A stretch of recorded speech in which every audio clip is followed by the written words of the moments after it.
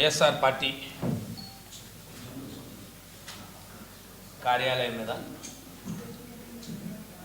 కొన్ని ఛానల్లో టీవీ కథనాలు, కొన్ని పత్రికల్లో వార్తా కథనాలు రావడం జరిగింది. మరి దీనికి సంబంధించి ఏవైతే వచ్చిన టీవీలో వచ్చిన కథనాలు అవనివ్వండి, లేదు కొన్ని యూట్యూబ్ ఛానల్లో వచ్చిన వార్తలు అవనివ్వండి, కొన్ని పత్రికల్లో వచ్చిన వార్తలు అవనివ్వండి, ఇవన్నీ మీ ద్వారా పూర్తి స్థాయిలో ప్రజలకు వివరణ ఇవ్వాల్సిన బాధ్యత మాపై ఉంది అని భావించి దీన్ని పూర్తి స్థాయిలో ప్రజలకు తప్పుదోవ పట్టే విధంగా కొన్ని కథనాలు రావడం చాలా దురదృష్టకరం. మరి వీటన్నిటినీ ఖండిస్తూ దీనికి సంబంధించి పూర్తి స్థాయిలో మీకు అన్ని వివరాలు తెలియజేయాలనే ఉద్దేశంతోనే ఈరోజు మీ ద్వారా ఈ జిల్లాలో ఉన్న ప్రజలందరికీ కూడా లేదు ఈ రాష్ట్రంలో ఉన్న ప్రతి ఒక్కరికి తెలియజేయాలనే ఉద్దేశంతోనే ఈరోజు ఈ కార్యక్రమానికి ఇవాళ సమావేశం మీడియా సమావేశం ఏర్పాటు చేయడం అయింది. మొట్టమొదటిగా ఆనాటి ప్రభుత్వం గత ప్రభుత్వంలో ఈ రాష్ట్రంలో వైఎస్ఆర్ పార్టీ ప్రతి జిల్లాలో వైఎస్ఆర్ పార్టీ కార్యాలయాన్ని నిర్మించాలని చెప్పి ఆనాటి మా జాతీయ అధ్యక్షులు నేడు మా జాతీయ అధ్యక్షులు వైఎస్ జగన్మోహన్ రెడ్డి గారు వారి ఆలోచనతో మరి ప్రతి జిల్లాలో ఉండాలని ఒక వైఎస్ఆర్ పార్టీ కార్యాలయాన్ని నిర్మించుకోవాలి, కార్యకర్తలందరికీ కూడా ఆ కార్యాలయం ద్వారానే కార్యకలాపాలు పార్టీ కార్యకలాపాలు సాగించాలని అప్పటి వరకు ఉన్న అద్దె భవనాల్లో ఉన్న కార్యాలయాలన్నీ కూడా సొంత భవనాలు కట్టుకోవాలని ఒక ఆలోచన చేసి ఆనాడు వారు మా జాతీయ అధ్యక్షులు వారు మాకు ఆదేశాలు జారీ చేస్తే ఆనాడు నేనే జిల్లా పార్టీ అధ్యక్షుడిగా ఉంటూ వైసీపీ కార్యాలయం కోసం 2021లో మేము ఒక దరఖాస్తు చేయడం జరిగింది. 2021లో దాన్ని అప్పుడున్న అధికారులు ఈ స్థలాన్ని గుర్తించి ఏదైతే ఇవాళ సమావేశం ఏర్పాటు చేసుకున్నామో ఈ స్థలాన్ని వారు ఐడెంటిఫై చేసి వారు ఈ స్థలాన్ని మరి ప్రభుత్వానికి ఆ రోజు పంపించి అప్పుడున్న ప్రభుత్వ నిబంధనల ప్రకారం 2022 జనవరి 12ని మాకు ఒక జీవోని ఇష్యూ చేశారు. ఆ జీవోలో జీవోఎంఎస్ నెంబర్ 340 నిబంధనలు అనుసరించి విజయనగరంలో మహారాజ్పేటలో టీఎస్ నెంబర్ 569లో 1 ఎకరా స్థలాన్ని 33 ఏళ్ళ లీజు కార్యక్రమాలకు 33 ఏళ్ళు లీజుతో ఆనాడు మాకు కేటాయించడం జరిగింది. దానికి సంబంధించిన జీవో పేపర్స్ కూడా మీకు కావాలంటే ఎవరికైనా మీకు కావాలంటే ఇస్తాను. తర్వాత దానిపై ఆనాడు ఈ జీవో ప్రాతిపదికలో జరిగినప్పుడు ఆనాడు అప్పుడున్న విజయనగరం తహసీల్దార్ గారు ఒక లేఖ ద్వారా విజయనగరం నగరపాలక సంస్థని ఒక తీర్మానాన్ని కూడా వారు అడిగారు. ఎందుకంటే ఇది నగరంలో ఉంది కాబట్టి వారి తాలూకు అనుమతి కూడా కావాలని చెప్పి ప్రభుత్వ నిబంధనలు చెప్తానాయని చెప్పి వారు ఆనాడు ఏదైతే నగరపాలక సంస్థ విజయనగరం నగరపాలక సంస్థ అప్పట్లో కేటాయింపుకు నగర మేయర్ గారి ఆధ్వర్యంలో దానికి ఆమోద ముద్ర కూడా వేశారు. వేసిన తర్వాత ఆ ఫైల్ ముందుకెళ్ళింది. ఈ రాష్ట్రంలో అన్ని జిల్లాలకి అలాట్ చేసిన విధంగానే విజయనగరం జిల్లాకు కూడా 1 ఎకరా స్థలాన్ని ఆనాడు ప్రభుత్వం చెప్పాను 2000 ఏదైతే జీవో నెంబర్ ప్రకారం మాకు మే 18ని జిల్లా కలెక్టర్ గారు నాకు ఉత్తర్వులు ఇచ్చారు ఆ రోజు. అలాగే మే 23ని తహసీల్దార్ గారు మరి పార్టీ కార్యాలయానికి సంబంధించి ఉత్తర్వులు వచ్చి మాకు పొజిషన్ కూడా ఇచ్చారు. ఆనాడు తహసీల్దార్ గారు మాకు పొజిషన్ కూడా ఇచ్చారు. అప్పుడు కలెక్టర్ ఉత్తర్వుల మేరకు విజయనగరం తహసీల్దార్ గారు 2022 జూన్ 6వ తారీఖుని 2022 జూన్ 6వ తారీఖుని మాకు పొజిషన్ సర్టిఫికేట్ని కూడా పొజిషన్ ఇచ్చారు ఆ రోజు యాజ్ పర్ జియో ప్రకారం గవర్నమెంట్ ఇచ్చిన ఇన్స్ట్రక్షన్స్ ఏదైతే జియో ఇచ్చిందో యాజ్ పర్ త్రూ CCLA ద్వారా దాని ద్వారా ఏవైతే దానికి సంబంధించిన పూర్తిగా ఆధారాల పూర్తిగా అనుమతులన్నీ తీసుకొని అనుమతుల ప్రకారం మాకు ఇచ్చారు. 2023 జనవరి 28ని మేము కార్యాలయాన్ని ఆనాడు జిల్లా అధ్యక్షుడిగా నేనే మా జిల్లాలో ఉన్న పెద్దలందరం కూడా జిల్లా ఆనాడు శాసనసభ్యులు మంత్రులు అందరం కూడా దాన్ని శంకుస్థాపన కూడా చేస్తాం. మీరు కూడా ఆనాడు మీడియాలో మీడియాలో కూడా ఆ రోజు అన్ని పేపర్లో టీవీలో కూడా అన్నింటిలో జిల్లా కార్యాలయం శంకుస్థాపన చేశాను. ఇది రాష్ట్రం మొత్తం మీద ఒక 26 జిల్లాల్లో కూడా ఆనాడు కార్యక్రమం జరిగింది. ఒక్కొక్క రోజుతో మంచి రోజుతో పాటు చేసుకున్నాం. ఆనాడికి మేము ప్లాన్ అప్రూవల్స్ పెట్టాం. మాకు ఇనిషియల్ ప్లాన్ క్లియరెన్స్ ఇచ్చారు. దాని మీద అనుమతులు అన్నీ కూడా కన్స్ట్రక్షన్ స్టార్ట్ చేసాం. ఇది 2023 జనవరి 28ని మేము శంకుస్థాపన చేసిన తర్వాత ఈ కార్యక్రమాలు చేస్తూ మరి మొన్న 2025 ఆల్మోస్ట్ 2 ఇయర్స్ మీకు అయి ఉంటుంది. 2 ఇయర్స్ వరకు ఈ కన్స్ట్రక్షన్ అంతా కంప్లీట్ చేస్తూ ఉన్నాం, సుమారు 2 సంవత్సరాల కాలం. అయితే ఈ కార్యక్రమం ఇలా జరుగుతూ ఉన్న ప్రక్రియలో భాగంగా ప్రభుత్వం మారిన తర్వాత కొత్తగా ఏర్పడిన ప్రభుత్వం ఈ కూటమి ప్రభుత్వం ప్రధాన భాగస్వామి తెలుగుదేశం పార్టీ ఈ రాష్ట్రంలో ఉన్న వైఎస్ఆర్ పార్టీలన్నిటికీ కూడా నోటీసులు ఇవ్వడం, వైఎస్ఆర్ పార్టీకి నోటీసులు ఇవ్వడం,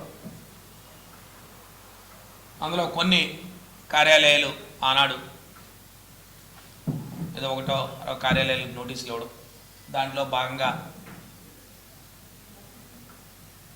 తాడేపల్లి కార్యాలయాన్ని అయితే మరి ఆనాటిన ప్రభుత్వం ఇప్పుడున్న ప్రభుత్వం దాన్ని కూలగొల్చడం కూడా జరిగింది. అది అందరం కూడా ఈ రాష్ట్రంలో ప్రజలందరూ కూడా చూశారు. ప్రభుత్వం ఏర్పడిన వెంటనే అక్కడ కొన్ని అనుమతులు లేవని లేదా రాత్రి తగిన నిబంధనలు పాటించకుండానే దాన్ని కూల్చివేయడం జరిగింది. అప్పుడు కూల్చివేసిన తర్వాత మేమంతా కూడా న్యాయస్థానాన్ని ఆశ్రయించాం. అన్ని కార్యాలయాలు కూడా న్యాయస్థానాన్ని ఆశ్రయించాం. మాకు అనుమతులు ఇనిషియల్ ప్లాన్స్ వచ్చాయి. ఇప్పుడు ఫైనల్ అప్రూవల్ ప్లాన్స్ మాకు ఇవ్వడానికి మరి కొన్ని నిబంధనలు ఏవో సాకు చూపిస్తూ ఏదో షార్ట్ ఫాల్స్ ఉన్నాయని చెప్తూ మరి VMRDA వారు అబ్జెక్షన్ చేస్తూ ఉన్నారు అని చెప్పాం. ఎందుకు VMRDAకి వెళ్ళింది? గత ప్రభుత్వంలో అయితే విజయనగరం కార్పొరేషన్ వాళ్ళు ఇచ్చేవారు. ఫైనల్ ప్లాన్ అప్రూవల్ వచ్చే నాటికి ప్రభుత్వం మారడం, ఈ ప్రభుత్వం కొత్తగా ప్రభుత్వం ఏర్పడిన తర్వాత ఈ బదలాయింపు అంతా ఆనాడు VMRDAకి ఉండేది. ఇప్పుడున్న ప్రభుత్వం కార్పొరేషన్కి వాటిని బదలాయించింది. దాని మీద కొన్ని కండిషన్స్తో కొన్ని అబ్జెక్షన్స్ ఏదో షార్ట్ ఫాల్స్ ఉన్నాయని చెప్పి పెడితే మేము హైకోర్టును ఆశ్రయించాం. హైకోర్టు కూడా న్యాయస్థానం ఏం చెప్పిందంటే పూర్తి స్థాయిలో కార్యాలయానికి అన్ని అనుమతులు వారికి ఇస్తే ఖచ్చితంగా ప్లాన్ అప్రూవల్స్ ఇవ్వండి అని చెప్పారు న్యాయస్థానం. తదకు అనుగుణంగా నేను విజయనగరం కార్పొరేషను కమిషనర్ గారికి 2026 వాళ్ళు వచ్చి ఈ 2024 తర్వాత మేము కొన్ని నోటీసులు ఏదో మనకి ఇస్తే నేను అడిగాను మాకు ఫైనల్ అప్రూవల్ ఇవ్వండి అని చెప్తే వాళ్ళు ఏదో ఒక షార్ట్ ఫాల్ నోటీస్ నాకు ఇచ్చారు. మీరు అన్ని అనుమతులు ఉన్నాయి కానీ దీనికి ఫైర్ NOC లేదు అని చెప్పి మీరు ఫైర్ NOC సబ్మిట్ చేయండి అని చెప్పి అన్నారు. అలాగే రెండోది వచ్చి ఇంకేదో ఒక VMRDలో వాళ్ళు వచ్చి ఇంకోటి ఏదో చెప్పారు, ఈ ఓపెన్ స్పేస్ 14% ఓపెన్ స్పేస్ కట్టాలని చెప్పి. ఈ 2 నిబంధనలు దీనికి వర్తించవు. 14% ఓపెన్ స్పేస్ అనేది ఇదేమో లేఅవుట్ ప్లాన్ గట్ట కాదు, ఇది ఖాళీ స్థలం, ప్రభుత్వం మాకు కేటాయించిన స్థలం. ఈ నిబంధన దీనికి వర్తించదు. అలాగే ఫైర్ NOC కూడా ఈ బిల్డింగ్కి వర్తించదని చెప్పి నేను రిప్లై కూడా ఇచ్చాను వాళ్ళు నోటీస్ చేస్తే. ఆ రిప్లైకి వాళ్ళు మళ్ళీ మాకేం చెప్పారంటే రిప్లైలో ఈ రిప్లైలు 2 మీరు ఇచ్చారు, దీన్ని కోట్ చేస్తూ వారు ఏదో అందులో ఒక మెన్షన్ చేశారు. వారు అశోక్ గజరాజ్ గారు వారు ఏదో నోటీస్ ఇచ్చారు, దాని మీద మేము ఏదో సమ్ క్లారిఫికేషన్ అడిగామండి తహసీల్దార్ గారికి. అది వచ్చిన వెంటనే మీకు హ్యాండ్ ఓవర్ చేస్తామండి మీకు ప్లాన్ ఎప్పుడు రిలీజ్ చేస్తామని చెప్పాను. ఓకే లెట్ ఇట్ బి అని చెప్పేసాం. మా కార్యక్రమం అయిపోయింది. ఆ నోటీస్ను కూడా మేము క్లారిఫికేషన్ ఇచ్చాం. ఇది మాకు సంబంధించి దీనికి సంబంధించి పూర్తి స్థాయిలో దీనికి సంబంధించిన బిల్లులు. తత్పరంగా మా కార్యకలాపాలు కూడా దీన్ని పూర్తి చేసుకున్నాం. కార్యకలాపాలు కూడా మీకు సాగుతూ ఉన్నాయి. గత సుమారుగా అనే రోజుల నుంచి దీన్ని బిల్డింగ్ పూర్తి చేసుకున్నాం.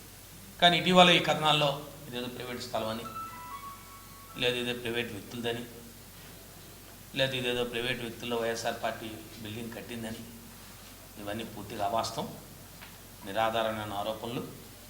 ఒకవేళ ఏదైనా మీరు కథనాలు ప్రసారం చేసే ముందు కానీ, లేదు కథనాలు ప్రచురించే ముందు కానీ మరి పార్టీ అధ్యక్షుడిగా నా వివరణ కూడా తీసుకుని ఉంటే బాగుండేది. మీరు అలాంటి వివరణ కూడా తీసుకోకుండా నాకేదో మున్సిపాలిటీ కార్పొరేషన్ వాళ్ళు నాకు నోటీస్ ఇచ్చారని, లేదు మేమేదో స్పందించలేదని, అలాంటివన్నీ అవాస్తవం. అలాంటిది ఏమీ లేదు.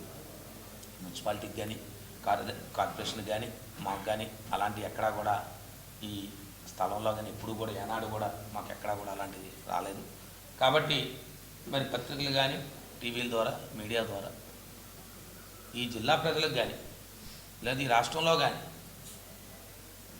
గత ప్రభుత్వాలు ఏ రకంగా స్థలాల ప్రభుత్వం కేటాయించిందో అదే రకంగా వైఎస్ఆర్సీపీ ప్రభుత్వం కేటాయించింది. ఇటీవల కాలంగా మరి తెలుగుదేశం పార్టీకి కూడా 66 సంవత్సరాలు లీజుతో స్థలాన్ని కేటాయించిన ఏ జీవోతో అయితే శాంక్షన్ చేశారో అదే జీవోతో వారికి కూడా సుమారు 66 సంవత్సరాల లీజుని శాంక్షన్ చేశారు. ఏదైతే 340/2016 ఆ రోజు ఉన్న జీవో ఏదైతే ఉందో అదే జీవో ప్రాతిపదికన ఈరోజు తెలుగుదేశం పార్టీ కూడా సుమారు 2 ఎకరాల స్థలాన్ని 66 ఇళ్ళు లీజుకి వారికి కూడా ప్రభుత్వం ఇచ్చింది. కాబట్టి ఇవన్నీ కూడా మరి ఎందుకు పత్రికల్లో ఈ రకమైన ఎక్కడి నుంచి ఎలాంటి సమాచారాన్ని ధృవీకరించుకోకుండా వైఎస్ఆర్ పార్టీ కార్యాలయం పూర్తిగా ప్రభుత్వం అన్ని నిబంధనలు చూసుకొని అన్ని గైడ్లైన్స్ చూసుకొని ఒక ప్రభుత్వం ఒక స్థలాన్ని ఒక లీజుగా కేటాయించాలి అంటే ఒక రాజకీయ పార్టీకి కానీ లేదు ప్రభుత్వం ఇంకేదైనా వేరే వ్యక్తులకు కానీ లేదా అక్కడున్న ప్రభుత్వ అవసరాలకు కానీ లేదా ఏదైనా ఒక ఇండస్ట్రీస్ కానీ ఏ రకంగా అయితే చేస్తారో ఈ పొలిటికల్ పార్టీస్కి ఏ రకంగా పార్టీ స్థలాన్ని ఇస్తారో అన్ని రాజకీయ పార్టీలకి ఉమ్మడి రాష్ట్రంలో ఉన్నప్పుడు ఏవైతే జీవోల ప్రాతిపదికన ఆనాడు కేటాయించారు ఇదే జిల్లాలో ఆనాడు కూడా కాంగ్రెస్ పార్టీకి కూడా సుమారు 2,500 గజాల స్థలాన్ని ఆనాడు తోటపాలెం దగ్గర శాంక్షన్ చేశారు. ఇప్పుడు కూడా ఆ స్థలం కాంగ్రెస్ పార్టీ స్వాధీనంలో ఉంది. కాబట్టి ఇవన్నీ కూడా ప్రభుత్వం పూర్తిగా అన్ని నిబంధనలు అన్నీ చేస్తారు తప్ప ఇందులో ఇతరుల ప్రమేయం కానీ వ్యక్తుల ప్రమేయం కానీ ఎప్పుడు ఉండదు. ఇది పూర్తిగా ప్రభుత్వ అధికారులు ప్రభుత్వంలో జరుగుతుంది తప్ప ఇవన్నీ జరుగుతాయని చెప్పి మీ ద్వారా చెప్తా ఉన్నాను. మీకు ఇందాడే చెప్పాను, మాకు ప్రభుత్వం ఎప్పుడు ఇచ్చింది 2022 జనవరి 12న జీవో రిలీజ్ చేసింది 2022. అలాగే మేము ఎప్పుడు దీన్ని తీసుకున్నాం, మేము పనులు ప్రారంభించాం, మీకు అది కూడా చెప్పాను 2023 జనవరి 28. ఆనాడు కౌన్సిల్లో తీర్మానం చేసేటప్పుడు ఈ స్థలంతో పాటు కొంత వచ్చి శంకర్ ఐ ఫౌండేషన్ కొంత స్థలాన్ని వారికి కేటాయించారు. అలాగే దాంతోపాటు ఇంకొక 133 kV సబ్స్టేషన్ కూడా కొంత స్థలాన్ని కేటాయించారు. ఈ టీఎస్ నెంబర్ ఏదైతే 569 టీఎస్ నెంబర్ ఉందో ఈ టీఎస్ నెంబర్ 569. కాబట్టి ఇవన్నీ మేము కంప్లీట్ చేసుకున్నాం. ఇవన్నీ ఎప్పుడు రాని అంశం ఇప్పుడు ఎందుకు వచ్చింది? ఇదే సంవత్సరం, ఇది 2026. మాకు జీవో ఇచ్చింది ఎప్పుడు చెప్పండి, ఎప్పుడు ఇచ్చారు? మీకే చెప్పాను కదా, జిల్లా కలెక్టర్ ద్వారా మాకు మే 18, 2023లో మాకు తీసుకున్నాం. మీకు ఆల్మోస్ట్ ఆల్ 2022 జూన్ 6ని 2022 జూన్ 6 పొజిషన్ తీసుకున్నాం. 2022 జూన్ 6ని మేము పొజిషన్ తీసుకున్నాం. 2023 జనవరి 28 మేము శంకుస్థాపన చేస్తాం. అంటే మాకు ఎప్పటికి ఇచ్చారు 22లో ఇచ్చింది జీవో. ఇదే సంవత్సరం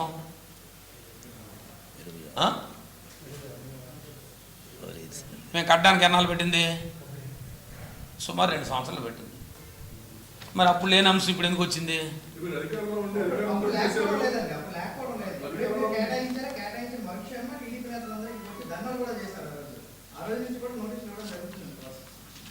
దయించి ఈ స్థలం కేటాయించినప్పుడు ఎవరైనా వచ్చి అబ్జెక్షన్ చేసినట్టు కానీ, ఓ ఫోటో తీసినట్టు కానీ, లేకపోతే స్థలం వచ్చినట్టు కానీ ఉంటే, మీ ఆధారాలు ఉంటే దయచేసి చూపించాలని కోరుతా ఉన్నాను.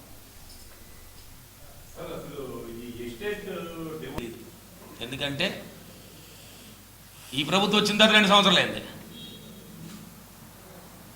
గత ప్రభుత్వంలో 2 సంవత్సరాల క్రితం జీవో వచ్చింది. ఇప్పుడు ఎందుకు వచ్చింది? సరే, ఈ ప్రభుత్వం వచ్చిన తర్వాత 2 సంవత్సరాల జీవోలోకి వచ్చిన తర్వాత ఈ స్థలంలోకి మేము స్థలం పెట్టారు, కంప్లైంట్ పెట్టారని అన్నారు.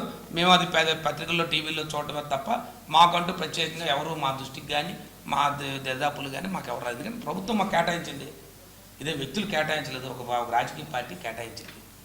ఆనాడు కానీ ఈనాడు కానీ ఈనాడు కానీ ఎవరో లేక తెలియజేశారని చెప్పారు, అందరూ మెన్షన్ చేశారు. నాకు ఇచ్చిన నోటీసులో మెన్షన్ చేశారు కాబట్టి మీకు అది కూడా మెన్షన్ చేస్తాను, లేకపోతే నేను అది కూడా మెన్షన్ చేయను. ఎందుకంటే నాకు మున్సిపాలిటీ ఏమని ఇచ్చింది, నాకు రిప్లై ఇచ్చారు. ఇట్స్ నాట్ నోటీస్, నాకు రిప్లై ఇచ్చారు. మేము దీనికోసం వెయిట్ చేస్తున్నాము దీని గురించి, కాబట్టి కొంతకాలం ఓకే వెరీ అని చెప్పి చూరుసుకున్నాం. అప్పుడు తెలిసింది మాకు.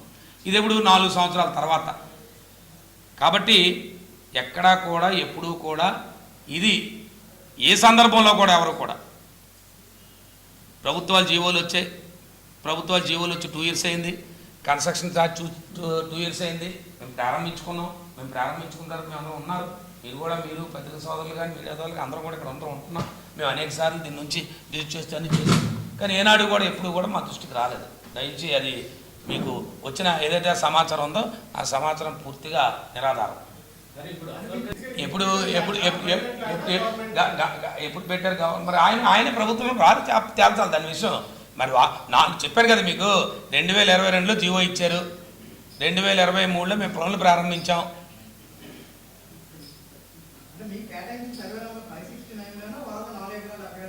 అది నాకు తెలియదు. వారి వ్యక్తిగత స్థలాల గురించి నేను ఎందుకు మాట్లాడతాను చెప్పండి? అది నాకేం అవసరం? వారిది ఎక్కడ ఉంది, ఏముంది, అది నేను ఎలా, హౌ ఇట్ ఈజ్. నేను మా వైఎస్ఆర్ పార్టీ కార్యాలయాన్ని కేటాయించిన జీవో ప్రాతిపదికన మాకు ఇచ్చిన స్థలంలో కట్టాము. ఇది 4 సంవత్సరాల కాలంగా జరుగుతున్న ప్రక్రియ. మాకు జీవో వచ్చి అని అనుకుంటే అనుకోవాలి. అది అన్నిటికీ అన్వయిస్తుంది కదా. అదే అధికారులు అన్వయించారంటే అదే అధికారులు కదా. ఇప్పుడున్న అధికారులు అప్పుడున్న అధికారులు అది రాజకీయ పార్టీల వ్యక్తులు మేము మారుతాం తప్ప 5 సంవత్సరాలకు ఒకసారి ప్రజాప్రతినిధులుగా ఉన్న వాళ్ళు మారుతారు తప్ప అధికారులు ఎప్పుడు కూడా పెర్మనెంట్ కదా. అధికారులు శాస్త్రం, వ్యవస్థలు శాస్త్రం. వ్యవస్థలో అధికారులు ఇప్పుడే ఉన్నారు కదా. అదేం వ్యవస్థ మారలేదు కదా. కాబట్టి డిస్ప్యూట్ అని మీరు అంటున్నారు తప్ప డిస్ప్యూట్ ఎందుకు వస్తుంది? అసలు ఎందుకు వస్తుంది? ఇప్పుడు వారు ఒక లెటర్ పెట్టారు అని మీరు అంటున్నారు. మాకైతే తెలీదు. మేము మీ పత్రికలో చదువుకున్నాం, మీ టీవీలో చూసాం. ఓకే, ఒకరు ఇస్తే వారంత వ్యక్తి పెట్టిన తర్వాత ఖచ్చితంగా ప్రభుత్వం వివరణ ఇస్తారు కదా. ఆ ప్రభుత్వం ఏం వివరణ ఇచ్చిందో వివరణ చదవండి. ఇస్తే ఇచ్చుంటే ప్రభుత్వం చేతిలో ఉంది కదా. ప్రభుత్వం వివరణ ఇస్తారు కదా. ఈ అధికారులు వివరణ ఇస్తారు కదా. అధికారులు ఇది ఎలా కేటాయించబడింది, ఏ రకం కేటాయించబడింది, అప్పుడున్న పరిస్థితి ఏంటని చెప్తారు కదా ఖచ్చితంగా. దాన్ని బట్టి ఇక జరుగుతుంది. అందులో అది చెప్పాను కదా, నేను చెప్పాను కదా మీకు. దీంట్లో నేను అందుకే చెప్తున్నాను కదా, నేను అది ఎంఆర్ఓకి అధికారం ఉందా, కలెక్టర్కి అధికారం ఉందా లేదా, ఉన్నదా లేదా అన్నది నిర్ణయించాల్సింది ప్రభుత్వం. అది మాకు తెలీదు. మాకు ప్రభుత్వం కేటాయించిన స్థలంలో మేము మా వైఎస్ఆర్ పార్టీ కార్యాలయాన్ని నిర్మించుకున్నాం. మాకు 33 సంవత్సరాలు లీజుగా ప్రభుత్వం ఇచ్చింది. ఇదే లీజు ప్రాతిపదికనే ఇవాళ తెలుగుదేశం పార్టీకి కూడా ఇచ్చింది. వారు కొద్ది రోజుల్లో కట్టబోతారు. ఇందులో ఈ స్థలం వారిది అన్నాకి 2022లో మాకు జీవో వచ్చింది. మీరు ఇప్పుడు మాట్లాడుకుంటుంది 2026 జూన్ 26 ఇవాళ 26 మాట్లాడుకుంటున్నాం. అంటే ఆల్మోస్ట్ సుమారు 4 సంవత్సరాల తర్వాత. అది అర్థమైంది కదా మీకు?